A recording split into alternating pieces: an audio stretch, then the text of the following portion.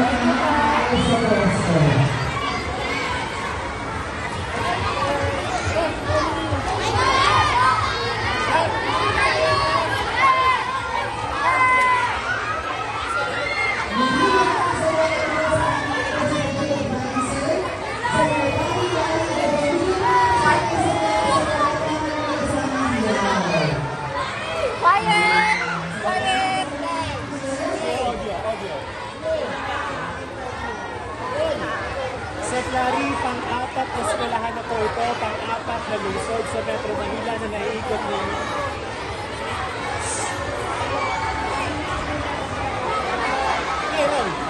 Seclari, pang-apat na eskwelahan na ito, pang-apat na lungsod sa Metro Manila. Kumusta po yung pagbisita ninyo sa mga eskwelahan? Napakaganda ng reception at marami ang papasabi sa akin na interesado rin silang ayon at makisama dito sa aming mga ginagawa. And nagtatagal lamang kami kasi hindi kami tumatanggap ng pera. Ang gusto namin ay yung mga nutritious items na kanilang ibigay sa amin. Kaya ito ay gagawin din namin sa ibang mga lugar pa. At inaasahan din namin na yung ating ibang mga kababayan na may kakayahan ay gawin din itong programa na ito na hindi na kailangan dumaan pa sa akin, hindi dumiretso na din sila doon sa mga schools. At nakakatuwa dahil nakita mo naman ang reaksyon ng ating mga bata, talagang nakakatuwa, nakakataba ng puso. At yun naman sa mga tumutuligsa na sinasabi kapiranggot lang raw yung Dutriba na binibigay. Mas mabuti na yun kaysa wala kang binibigay. Sila nga kahit isang pirasong biskwit, wala silang pinamimigay.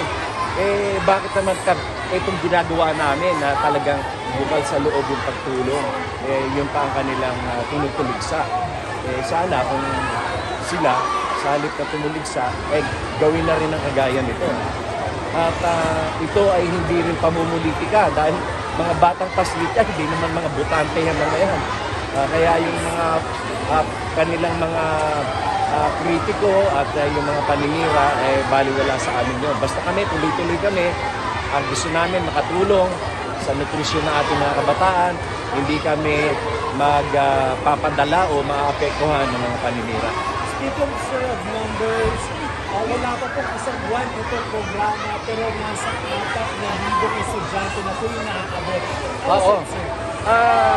mahigit na 4,000 at hindi lamang yun kasi yung aking ibang mga kasamahan ay ginagawa na rin nila sa kanilang mga lugar.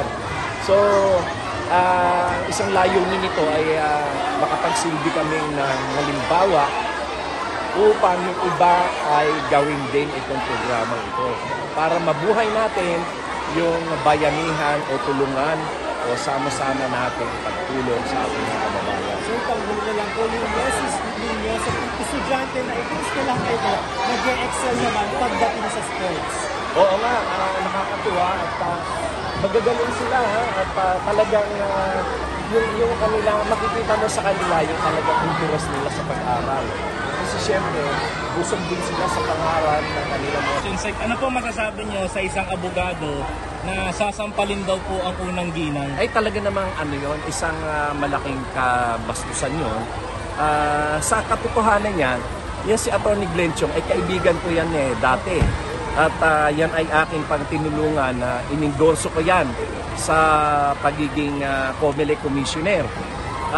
Kaya lang ay siguro masyado siyang naghihintay.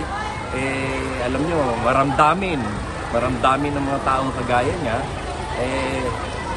Ngayon hindi pa siya nakakapwesto, nagsalita na lang kung ano-ano. At ang mahirap nan ay wala namang ginagawang masama sa kanya si First Lady. Si First Lady nga tahimik na tumutulong sa ating mga kababayan sa pamamagitan ng pagdadala ng love bus medical mission sa mga probinsya na hindi rin napapublicize. Pero malaking tulong ang ginagawa niya. Kung ang isang tao nagkakalat ng kasinungalingan, paninira o mga propaganda laban sa aming Pangulo, yun siguro, kung gano'n ang kanyang gawain, pwede mo pang talagang pagsabihan at murahin. Pero yung kagaya naman ni First Lady, wala namang ginagawa yung tao in fact, puro tulong na nga lang ginagawa. Walang kibo, walang kahit na anumang publicity. Kaya yung sasabihin mo na sasampalin siya, kalabisan na yun. Yun ay hindi na a gentleman's act. Kaya ako talaga ay nangihinayang sapagkat si Atty. Glenchong sana ay matalino naman. In fact, nirekomenda ko nga yan para maging COMELEC Commissioner. Kaya lang hindi siya nakuha.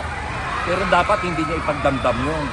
Kung talagang tumulong ka kay Pangulong Marcos sa kanyang eleksyon, yung pagtulong mo ay dahil na rin sa pagmamahal mo sa bayan. Na gusto mo ay ang umupo na ating pinuno ng bansa ay yung may kakayahan upang maging maganda ang ating kinabukasan. Hindi dahil na tumulong ka dahil gusto mong maging COMELEC Commissioner.